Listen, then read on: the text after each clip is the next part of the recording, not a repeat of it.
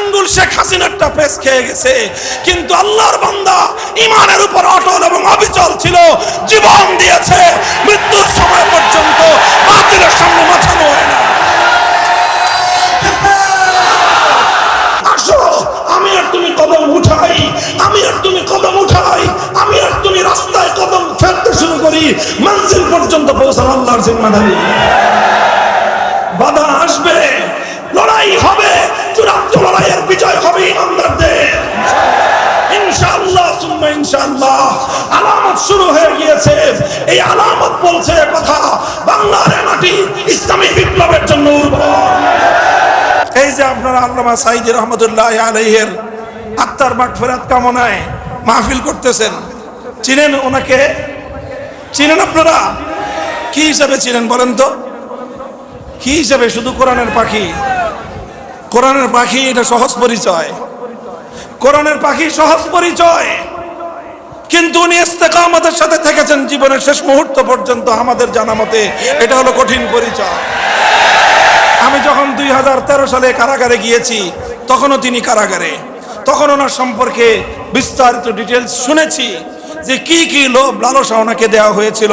তুমি তোমার পথ ছেড়ে দাও, তোমার জন্য অনেক বড় সম্মান অপেক্ষা করছে, তোমাকে অনেক কিছু দেওয়া হবে, রাষ্ট্রীয় এই দেওয়া হবে, এই সম্মান দেওয়া হবে, এই মর্যাদা দেওয়া হবে, এই দেওয়া হবে। সব লোভ লালসাকে তিনি দুপায়ে দলেছেন, লোভ লালসাকে তিনি কবর রচনা করেছেন, ইস্তেকামতের সাথে ঈমানের পথে ছিলেন। এরপরে দ্বিতীয় বাধা ওনার উপরে এসেছে, যখন দেখেছে সোজা আঙ্গুলে ঘি ওঠে নাই, তখন তার আঙ্গুল বাঁকা করেছে। কতটুকু বাঁকা করেছে? যতটুকু আঙ্গুল শেখ হাসিনারটা বাঁকা হইতে পারে ততটুকুই বাঁকা করেছে।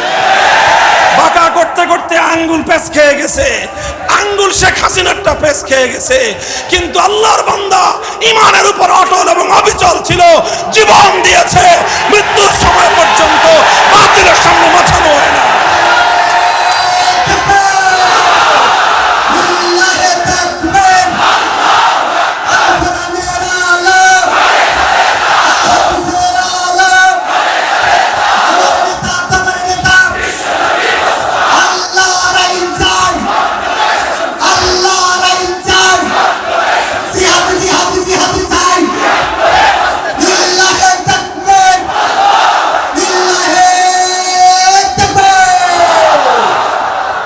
একটা নমরুদ, একটা ফেরাউন, একটা কারুন, আর একটা আব্দুল্লাহ ইবনে উবাই, রাইসুল মুনাফিকিন, চারটাকে একটা গ্লাসের মধ্যে গোলাইলে একজন শেখ হাসিনা জন্ম নেয়। যদি ব্যাখ্যা জানতে চান, আমার কাছে তার স্পষ্ট ব্যাখ্যা আছে, ব্যাখ্যা ছাড়া কথা বলি না, যুক্তি দিয়ে প্রমাণ দিয়ে আমি দেখায় দিব। ওনার প্রতি ব্যক্তিগত কোনো আক্রোশ আমার নাই, ব্যক্তিগত কোনো ক্ষোভ রাগ অনুরাগ থেকে আমি বলছি না কথা, কিন্তু উনি তাওহীদ এবং শিরকের প্রশ্নে উনি শিরকের পক্ষ নিয়েছেন, আমরা তাওহীদের পক্ষ নিয়েছিলাম। আমরা তাওহীদের কথা বলেছিলাম, উনি শিরককে বাস্তবায়ন করার চেষ্টা করেছিলেন। তাওহীদ এবং শিরকের লড়াইয়ে আমরা কারারুদ্ধ হয়েছি, আমরা মাজলুম হয়েছি, তিনি আমাদের উপর জুলুম করেছেন। আর জালেম আর মাজলুমের লড়াইয়ে প্রথমে ওনাকে বিজয়ী দেখা গিয়েছে, চূড়ান্ত বিজয় ওয়াল আখিরাতুল মুত্তাকিন আল্লাহ আমাদেরকেই দিয়েছেন।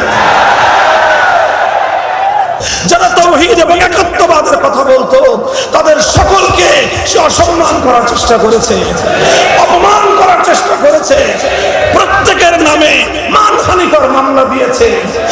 শুধু হত্যা মামলা নয়, মানহানিকর মামলা দিয়ে তার সাক্ষী বানিয়েছে, বাদী বানিয়েছে, সব কিছু তার বাড়ি থেকে তৈরি করে এনে নমরুদ, ফেরাউন, কারুন, আব্দুল্লাহ ইবনে উবাইদের এই যুগের অনুসারী হিসেবে নিজেকে সে প্রতিষ্ঠিত করেছে।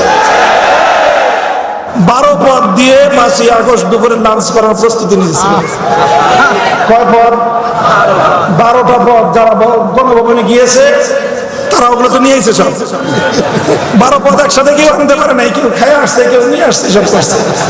যারা গিয়েছিল তাদের মুখে শুনেছি 12 পদ, দেশে 1500 মানুষের বেশি রক্তে লাল টেকনাফ থেকে তেতুলিয়ায় তরুণ তরুণ ছেলে মেয়েদের রক্তাক্ত দেহ রাজপথে পড়ে থাকতেছে, সারা দুনিয়া হতবাক।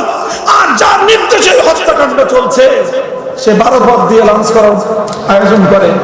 চিন্তা করতে পারেন কতটা নৃশংসতা একজন মানুষের মধ্যে থাকলে এই কাজ করতে পারে। আল্লাহ পাক তার অন্তর থেকে মায়া দয়া নামক যে জিনিসটা সেটা উঠায় নিয়েছিলেন। এই জন্যই সে এটা করতে পেরেছে। এটা কেন হয়েছে? আল্লাহ তার অন্তর থেকে মায়া দয়া কেন উঠায় নিয়েছেন? কারণ সে আলেম সমাজের সঙ্গে নমরুদের সেই আচরণ সে করেছে। আল্লাহ পাক ভবিষ্যতের জন্য সকলকে শিক্ষা গ্রহণ করা তৌফিক দান করেন। আমাদের জন্য শিক্ষা হলো হে জিগরগাছাবাসী, হে বাংলা তৌহিদি জনতা, কোরআন প্রেমিক তৌহিদি জনতা, তোমাদের জন্য আল্লাহর পক্ষ থেকে এই বার্তা আমি দিয়ে দিতে চাই। আল্লাহর নবীর পক্ষ থেকে তোমাদের কাছে বার্তা দিয়ে দিতে চাই।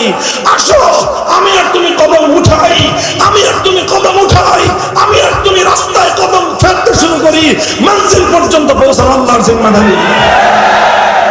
বাধা আসবে, লড়াই হবে, চূড়ান্ত লড়াইয়ের বিজয় হবে ইমানদারদের ইনশাআল্লাহ সুম্মা ইনশাআল্লাহ। আলামত শুরু হয়ে গিয়েছে। এই আলামত বলছে কথা, বাংলার মাটি ইসলামী বিপ্লবের জন্য উর্বর। জেলের হুমকি, হত্যার হুমকি, ক্রস ফায়ারের হুমকি, গুমের হুমকি, নানা ধরনের হুমকি তাদেরকে প্রদান করা হয়। ইমাম আবু হানিফার জীবনে সেই বাধাও এসেছে। ইমাম আবু হানিফা যখন জালিমের প্রধান বিচারপতির পদ এটাকে রিফিউজ করে দিলেন, প্রত্যাখ্যান করে দিলেন, তখন ওনার সামনে দ্বিতীয় বাধা আসলো, ভয়ভীতির বাধা। পুলিশ পাঠিয়ে ওনাকে গ্রেফতার করে নিয়ে যাওয়া হলো, ওনাকে কারাগারে বন্দী করা হলো। উনি কারাগারের অন্ধকার প্রকোষ্ঠকে বেছে নিলেন, অগ্রাধিকার দিলেন, জালিমের সামনে মাথা নত করেন নাই। এরপরে জালিম দেখলো যে এই নোমান ইবনে সাবিত ইমামে আবু হানিফাকে এভাবে বাগে আনা যাবে না। উনি যখনই মুক্ত পাবেন, মুক্ত হবেন, যখনই তিনি বের হবেন, তিনি আবার একত্ববাদের কথা বলবেন, তিনি আবার ন্যায় এবং ইনসাফের কথা বলবেন, তিনি আবারও জুলুমের বিরুদ্ধে রুখে দাঁড়াবেন। কাজেই ইমাম আবু হানিফাকে বাঁচতে দেওয়া যাবে না। জেলখানার মধ্যে ষড়যন্ত্রমূলকভাবে বিষ প্রয়োগ করে ইমাম আবু হানিফা রহমতুল্লাহ আলাইহিকে শহীদ করা হয়েছে। জেলখানায় পয়জন দিয়ে মানুষকে হত্যা করা, শহীদ করা, দ্বীনের দায়ী, দ্বীনের ঝান্ডাবাহী, একত্ববাদের ঝান্ডাবাহী, আল্লাহর দ্বীনের ঝান্ডা বুলন্দকারীদেরকে কারাগারের অন্ধকার প্রকোষ্ঠে নির্মমভাবে হত্যা করার ইতিহাস নতুন নয়। এই ইতিহাস নতুন নয়। ইমাম আবু হানিফা রহমতুল্লাহ আলাইহিকে কারাগারের অন্ধকার প্রকোষ্ঠে বিষ প্রয়োগ করে হত্যা করা হয়েছে। ইমাম আবু হানিফা প্রধান বিচারপতির এই লোভনীয় পদ, এই লোভ লালসাকে দুপায়ে দলেছেন, মৃত্যুর ভয় দুপায়ে দলেছেন, কারাগারে নিক্ষিপ্ত হওয়ার হুমকি দুপায়ে দলেছেন। সব কিছুকে তিনি পায়ের নিচে পিষ্ট করেছেন। আল্লাহর দ্বীনের উপর, আল্লাহর রুবুবিয়তের ঘোষণার উপর অটল অবিচল ইস্তিকামতের সাথে থেকেছেন। আলহামদুলিল্লাহ। আমরা সেটা পারবো না, অতটা বড় আমরা নই, অত সাহস আমাদের নাই, অতটা শক্তিও আমাদের নাই। তবে একটা জিনিস আছে, আজকে আমি আর আপনি যদি এক কদম উঠাই, আল্লাহ আমাদেরকে অনেক বেশি সাহায্য করবেন। আমরা দুর্বল, এই জন্য আমাদের পরীক্ষাও সহজ। আমরা দুর্বল, এই জন্য আমাদের পরীক্ষাও সহজ। আল্লাহ আমাদের পরীক্ষা অনেক সহজ করে দিয়েছেন। এই সুসংবাদটা দরকার তো আমাদের সকলের, নাকি? আমরা চাই মৃত্যুর কঠিন সময়ে যেন এরকম একদল সুন্দর নুরানি ফেরেশতা আমাদের কাছে এসে বলে, তোমাদের কোনো ভয় নাই, আল্লাহ আমাদেরকে তোমার কাছে পাঠিয়েছেন জান্নাত পর্যন্ত, তোমাকে বেহেশত পর্যন্ত গার্ড অফ অনার দিয়ে নিয়ে যাওয়ার জন্য। সুতরাং আমরা তোমাকে দুনিয়া থেকে বেহেশত পর্যন্ত পৌঁছায় দিব। আমরা এর জন্য প্রয়োজন দুটি বৈশিষ্ট্য। কয় বৈশিষ্ট্য? দুটি বৈশিষ্ট্যের প্রয়োজন। আল্লাহর কোরআন সূরা আহকাফের মধ্যে এবং সূরা হামিম সাজদার মধ্যে একই শব্দে দুই বৈশিষ্ট্যের কথা বলেছে। এক নম্বর বৈশিষ্ট্য হলো ইন্নাল্লাযীনা ক্বালু রাব্বুনাল্লাহ, যারা স্পষ্ট ভাষায় দুনিয়ার মানুষকে জানিয়ে দেয়, যারা বলে দেয়, যারা বিশ্বাস করে আমাদের রবকে, চিৎকার করে বলেন রবকে। এই এক কথা। ইন্নাল্লাযীনা ক্বালু রাব্বুনাল্লাহ, যারা এই কথা বলবে, শয়নে বলবে, স্বপনে বলবে, সর্ব অবস্থায় বলবে, ভালো অবস্থায় বলবে, আতঙ্কের অবস্থায় বলবে, ভীতির অবস্থায় বলবে, নিরাপত্তার অবস্থায় বলবে, সর্ব অবস্থায় বলবে আমার রবকে। এটা হলো প্রথম বৈশিষ্ট্য। আমরা আমাদের রবকে বলেন তো, আমরা রব হিসেবে মেনেছি কাকে? আমরা আমাদের জীবনের সকল ক্ষেত্রে একমাত্র রব মানি কাকে? রবের অনেক অর্থ আছে। কোরআন এবং হাদিসের আলোকে রবের সবচেয়ে গুরুত্বপূর্ণ যে অর্থ, সেটা হলো রব অর্থ হলো বিধানদাতা। রব অর্থ কি? সুতরাং আল্লাহকে রব বলার অর্থ হলো আল্লাহকে বিধানদাতা বিশ্বাস করা। বিধানদাতা একমাত্র কে? আসমান এবং জমিনের মধ্যে সমস্ত মাখলুকাতের জন্য চূড়ান্ত এবং একচ্ছত্র বিধান দেওয়ার একমাত্র মালিক কে? অন্য কেউ আল্লাহর কোন বিধানকে চ্যালেঞ্জ করতে পারবে না। আল্লাহর বিধানের বাইরে গিয়ে কেউ কোনো বিধান দিতে পারবে না। যে কেউ কোনো আইন করতে পারে, অন্য যে কেউ কোনো বিধিবিধান তৈরি করতে পারে। একটা কর্তৃপক্ষ, একটা প্রতিষ্ঠানের কর্তৃপক্ষ কিছু আইন তৈরি করতে পারে, অধিকার তার আছে। একজন অভিভাবক তার অভিভাবকত্বে থাকা একজন সন্তান বা ছোটর উপর কিছু আইন তৈরি করতে পারে। একজন বাবা তার সন্তানের জন্য কিছু আইন করতে পারে। একজন শিক্ষক তার ছাত্রের জন্য কিছু আইন করতে পারে। একটা রাষ্ট্র তার নাগরিকদের জন্য কিছু আইন তৈরি করতে পারে। একটা আদালত সে তার দেশের নাগরিকদের জন্য কিছু আইন ঘোষণা করতে পারে। তবে সকলের আইন হতে হবে আল্লাহর আইনের অধীনে। সকলের আইন হতে হবে আল্লাহর আইনের অধীনে। সকলের বিধান হতে হবে আল্লাহর বিধানের অধীনে। যদি দুনিয়ার কোনো মাখলুক আল্লাহর বিধানের বাইরে গিয়ে কোনো বিধান দেয়, তাহলে মুমিন আল্লাহর বিধানের বাইরে অন্য কারো বিধান মানতে পারে না। এটা পরিষ্কার। ঈমানের এই পরিচয়, তাওহীদের এই পরিচয়, রুবুবিয়তের এই পরিচয় আজ মুসলমানরা ভুলতে বসেছে। মুসলমান অনেক কিছু জানে, আল্লাহ পালনেওয়ালা জানে। মুসলমান অনেক কিছু জানে, আল্লাহ রিজিক দাতা এটা জানে। মুসলমান অনেক কিছু জানে, আল্লাহ সৃষ্টিকর্তা এটা জানে। মুসলমান অনেক কিছু জানে, আল্লাহ রক্ষাকর্তা এটা জানে। মুসলমান আল্লাহকে জানে, আল্লাহ জীবনদাতা এটা জানে। আল্লাহ মানুষের হায়াত মওতের মালিক এটা জানে। কিন্তু একমাত্র বিধানদাতা আল্লাহ, এটা মুসলমান আজ জানে না। এই জায়গাটা থেকে বিপত্তি তৈরি হয়। এই জায়গায় বিরোধ আমাদের সঙ্গে এখানেই হয়। আমরা বলি আইন তোমাদের মানবো, ততক্ষণ মানবো যতক্ষণ তোমরা আল্লাহর আইনের অধীনে থাকবে। আর যখনই তোমাদের আইন আল্লাহর কোন আইনের সঙ্গে সাংঘর্ষিক হবে, আল্লাহর কোন আইনের সঙ্গে কন্ট্রাডিক্টেড হবে, তুমি যত বড় কর্তৃপক্ষ হও না কেন, একজন আদনা ইমানদার স্পষ্ট ভাষায় তখন বলে দিবে আল্লাহর আইনের বাইরে গিয়ে কোনো আইন আমরা মানি না। এটাই হলো রুবুবিয়তের অর্থ। ইন্নাল্লাযীনা ক্বালু রাব্বুনাল্লাহ, যারা বলবে আমাদের রবকে। দেখেন, এটা একটা কঠিন সবক, এটা অনেক গুরুত্বপূর্ণ একটা সবক। আল্লাহ পাক রব্বুল আলামিন এই সবকটা মুমিনের জীবনে অসংখ্যবার আল্লাহ বাতলে দিয়েছেন, অনেক গুরুত্ব দিয়েছেন আল্লাহ পাক। আচ্ছা দেখি, আমি আপনাদেরকে শুধু স্মরণ করায় দেই, কোরআনে পাকের সর্বপ্রথম সূরা কোনটি? সূরাতুল ফাতিহা। সূরাতুল ফাতিহার প্রথম আয়াত কোনটি বলেন তো? আলহামদুলিল্লাহি রব্বিল আলামিন। এই জগৎ সমূহের মধ্যে একমাত্র বিধান চলবে কার? রব্বুল আলামিন মানে হলো আসমানে বিধান চলবে কার? জমিনে বিধান চলবে কার? দেশের মধ্যে বিধান চলবে কার? সংসদে বিধান চলবে কার? গণভবন বঙ্গভবনে বিধান চলবে কার? নিম্ন আদালতে বিধান চলবে কার? উচ্চ আদালতে বিধান চলবে কার? সুপ্রিম কোর্টে বিধান চলবে কার? যারা সর্বত্র আল্লাহর বিধানদাতা মানে তারাই আল্লাহকে রব্বুল আলামিন মানে। আর যারা বলে সব জায়গায় আল্লাহর বিধান চলবে কিন্তু সংসদে আল্লাহর বিধান চলবে না, তারা রব্বুল আলামিন মুখে বলতে পারে, তারা কার্যক্রমে আল্লাহকে অস্বীকারী। যারা রব্বুল আলামিন পড়ে কিন্তু বলে আদালতে আল্লাহর আইন চলবে না, আদালতে চলবে সংসদ প্রণীত আইন। আল্লাহর আইনের বিরুদ্ধে আদালতকে যারা ভিন্ন আইনে পরিচালিত করে তারা নিজেদেরকে মুসলমান বলে পরিচয় দিতে পারে, কিন্তু তারা আল্লাহর একত্ববাদকে বিশ্বাসকারী নয়। তাহলে কোরআন শুরু হলো কিসের শিক্ষার মাধ্যমে?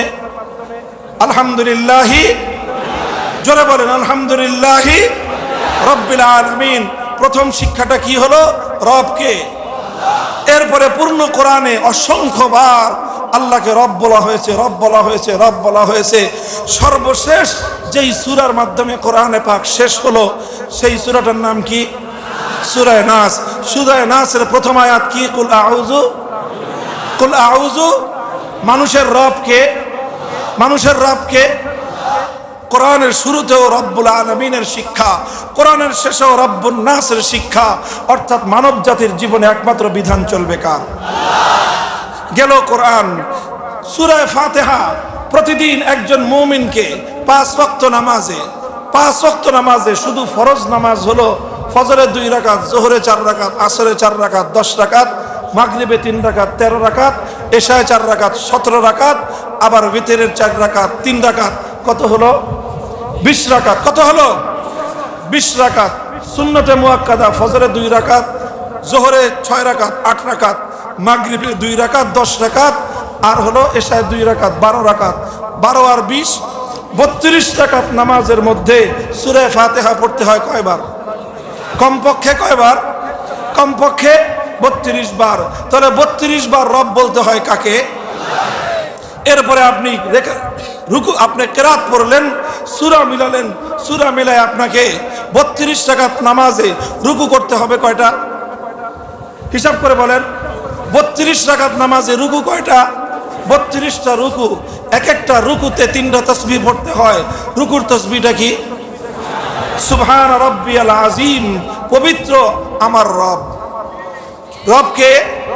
আমার রবকে? আল্লাহ। তাহলে 32 রাকাত নামাজে 32টা রুকু, এক এক রুকুতে কমপক্ষে 3 বার রব্বি আল্লাহ, রব্বিয়াল আযীম, মহান আল্লাহকে রব বলে ঘোষণা করতে হচ্ছে। 3 32 96 বার। কয়বার?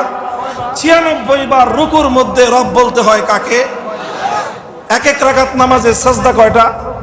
32 রাকাত নামাজে সাজদা কয়টা? 64টা সেজদা। এক একটা সেজদায় 3টা তাসবিহ পড়তে হয়। সাজদার তাসবিহ কি? সুবহান রাব্বিয়াল আলা। পবিত্র আমার রব যিনি মহান। তাহলে রব বলা হলো কাকে? 32 রাকাত নামাজের 64টা সেজদা, এক একটা সেজদায় 3 বার করে আল্লাহকে রব বলে স্বীকার করতে হচ্ছে। 3 64 দ্বিগুণে 3 6 18 180, 3 4 12 192 বার। 192 বার আপনাকে রুকুর সাজদার মধ্যে আল্লাহকে রব বলতে হচ্ছে। 32 রাকাত নামাজে 96 বার আপনাকে রব বলতে হচ্ছে। 32 রাকাত নামাজে অন্তত 32 বার সূরা ফাতিহায় আল্লাহকে আপনাকে রব বলে স্বীকার করতে হচ্ছে। প্রতিদিন এইভাবে এত শত শত বার আল্লাহকে রব বলে স্বীকার করা, আল্লাহ রব রুবুবিয়্যাতের ঘোষণা দেওয়া, আল্লাহর এই রুবুবিয়্যাতের শিক্ষাকে অর্জন করা। এটা কেন? এটা কেন? এটা কেন? কারণ তুমি যখন মৃত্যুবরণ করবে তোমার অনন্তকালের জন্য সর্বপ্রথম যেই পরীক্ষাটা হবে সেই পরীক্ষার উপর নির্ভর করবে তোমার পরকালের জীবনের শান্তি, সফলতা, পরকালের জীবনের মুক্তি এবং নিরাপত্তা। সেখানে সর্বপ্রথম তোমার প্রশ্ন থাকবে মার রব্বুকা, তোমার রবকে। সর্বপ্রথম প্রশ্ন কি? জোরে বলেন। সর্বপ্রথম প্রশ্ন কি? মার রব্বুকার অর্থটা কি? মার রব্বুকার অর্থ হলো তোমার জীবনে বিধান চলতো কার? ভাই, এটা কথাটা হালকা কথা নয়, কথাটা হালকা কথা নয়। আজ আপনারা যারা, আমরা যারা মুসলমানের নাম মুখে নিয়ে, মুসলমানের পরিচয় ধারণ করে আব্দুল্লাহ, আব্দুর রহমান, আব্দুর রাজ্জাক নাম নিয়ে, আব্দুল্লাহ নাম নিয়ে, মুসলিম উদ্দিন নাম নিয়ে, আব্দুল মুমিন নাম নিয়ে আল্লাহর আইনের বিরোধিতা করি, বড় বড় বক্তৃতা দেই, বড় বড় লেকচার মারাই, আমি পরিষ্কার ভাষায় বলতে চাই, যারা মুসলমানের নাম ধারণ করে আল্লাহর আইনের বিরুদ্ধে আইন করে, আল্লাহর আইনের বিরুদ্ধে অন্য কোন আইনকে সমর্থন করে, অথবা অথবা আল্লাহ পাকের নিরঙ্কুশ আইন প্রদানের ক্ষমতাকে যারা চ্যালেঞ্জ করে, মুসলমানের নাম পরিচয় ধারণ করে যারা যারা এই কাজগুলো করে, সবগুলো মুনাফিক।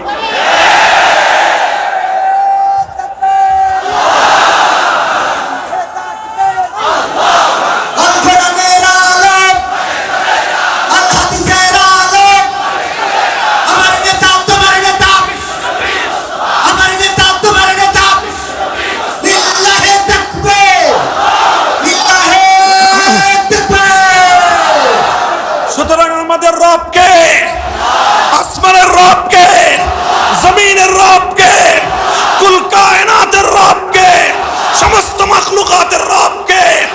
আসমানে বিধান চলবে কার? জমিনে বিধান চলবে কার? রাষ্ট্রে বিধান চলবে কার? আদালতে বিধান চলবে কার? সংসদে বিধান চলবে কার? এক আল্লাহর বিধান বাস্তবায়ন করবে যারা, আল্লাহর বিধান বাস্তবায়ন করার জন্য লড়াই করবে যারা, আল্লাহর বিধান বাস্তবায়নের জন্য জীবন দিবে যারা, তারাই একমাত্র ঈমানদার, তারাই একমাত্র ঈমানদার।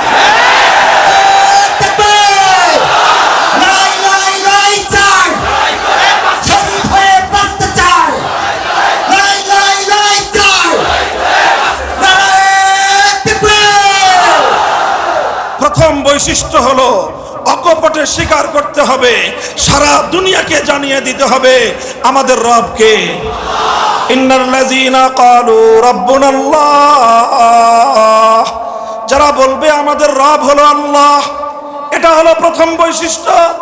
দ্বিতীয় বৈশিষ্ট্য হলো সুম্মাস্তাকামু, এক আল্লাহকে রব বলে ঘোষণা করার পর, এক আল্লাহ পাকের রুবুবিয়্যতের স্বীকৃতি দেওয়ার পর সুম্মাস্তাকামু, তাদের দ্বিতীয় বৈশিষ্ট্য হলো তারা এই রুবুবিয়্যতের ঘোষণার উপর ইস্তেকামতের সাথে থাকবে। কিসের সাথে? শব্দটা আপনারা শিখেন, এই শব্দটা এটা আমার আলোচনার শেষ পয়েন্ট। কিসের সাথে থাকবে? কি বললাম? ইস্তেকামত। সবাই বলেন ইস্তেকামত। শব্দটা কি?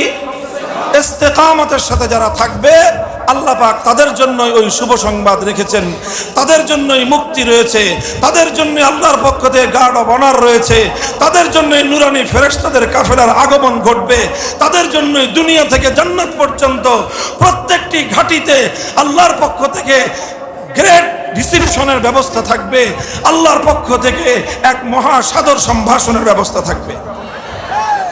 আল্লাহকে রব হিসেবে মানতে হবে, আল্লাহকে রব হিসেবে ঘোষণা দিতে হবে, অতঃপর ইস্তেকামতের সাথে থাকতে হবে। কিসের সাথে? জোরে বলেন কিসের সাথে? এখন আমি ছোট্ট করে ইস্তেকামত শব্দের অর্থ বুঝাবো, আমার আলোচনা শেষ। ইস্তেকামত শব্দের অর্থ বাংলায় বলা হয় দৃঢ়তা, অটলতা। আল্লাহকে রব বলে কচু পাতার পানির মতো হলে চলবে না। আল্লাহ কিন্তু রুবুবিয়তের সাথে ইস্তেকামতের কথা বলেছেন, এটা একটা তাৎপর্যময় বিষয়। ইস্তেকামতের কথা আল্লাহ কেন বললেন? কারণ আল্লাহ ভালো করেই জানেন যারা এক আল্লাহর বিধান মানতে চাইবে তাদেরকে ধাক্কা দেওয়া হবে, যারা এক আল্লাহর বিধান দুনিয়াতে বাস্তবায়ন করতে চাইবে তাদের সঙ্গে অনেক বাধা বিপত্তি আসবে, অনেক ঝড় ঝাপটা আসবে। এই বাধা বিঘ্ন, এই প্রত্যেকটি ঝড় ঝাপটার সামনে কচু পাতার পানির মতো হলে চলবে? বলেন, কচু পাতার উপরে পানি যখন থাকে, পানি কিন্তু দেখতে খুব সুন্দর দেখা যায়, কথা ঠিক কিনা? কচু পাতার পানি দেখতে খুব সুন্দর দেখা যায়, কিন্তু সামান্য একটু ধাক্কা লাগলেই সেই পানি আর থাকে, সেই পানি পড়ে যায়। কাজেই মাথায় টুপি পরছেন, খুব সুন্দর দেখা যায়, নাম ধারণ করেছেন ইমানি নাম, মুসলিম নাম, শুনতেও সুন্দর শোনা যায়, 14 পুরুষ 14 গোষ্ঠী ইমানদার, ভালোই লাগে, সব সুন্দর আছে, কিন্তু দেখতে তো সুন্দর, কিন্তু যখনই আল্লাহর রুবুবিয়তের উপর আপনি থাকতে চাইবেন, আপনার উপর ধাক্কা আসবে, আপনার উপর ঝড় আসবে, আপনার উপর তুফান আসবে। আপনার ঈমান যদি তখন কচু পাতার পানির মতো হয়, তাহলে ওই ঈমান দিয়ে আখিরাত তো দূরের কথা, দুনিয়াতেও ঈমানদারের পরিচয় ধরে রাখা যাবে না। এই জন্য কিসের সাথে থাকতে হবে? ইস্তেকামতের সাথে থাকতে হবে। ইস্তেকামত কি জিনিস? ইস্তেকামত মানে হলো দৃঢ়তা, ইস্তেকামত মানে হলো অটলতা। ইস্তেকামত সম্পর্কে আমি আপনাদেরকে দুটি মন্তব্য শোনাবো। একটি মন্তব্য হলো শাইখুল ইসলাম ইবনে তাইমিয়া রাহমাতুল্লাহি আলাইহি বলেছেন, আল ইস্তেকামাতু আফজালুল কারামা। আল ইস্তিকামাতু আফজালুল কারামা। আমরা দুনিয়াতে যারা আল্লাহওয়ালা হয়, আল্লাহর খাস বান্দা, আল্লাহর পেয়ারা বান্দা, তাদের কারামত থাকে। তাদের কি থাকে? কারামত থাকে। আমরা বাংলায় বলি কেরামতি, অলৌকিক ক্ষমতা। এটা আল্লাহর পক্ষ থেকে দেওয়া হয়। কারামাতুল আউলিয়া হাক্কুন। মুসলমানদের একটা আকীদা হলো আল্লাহর পক্ষ থেকে আল্লাহর খাস বান্দাদেরকে অনেক অলৌকিক সক্ষমতা, অলৌকিক কাজ করার অলৌকিকতা আল্লাহ দান করে থাকেন। এই কারামাতকে বিশ্বাস করতে হয়।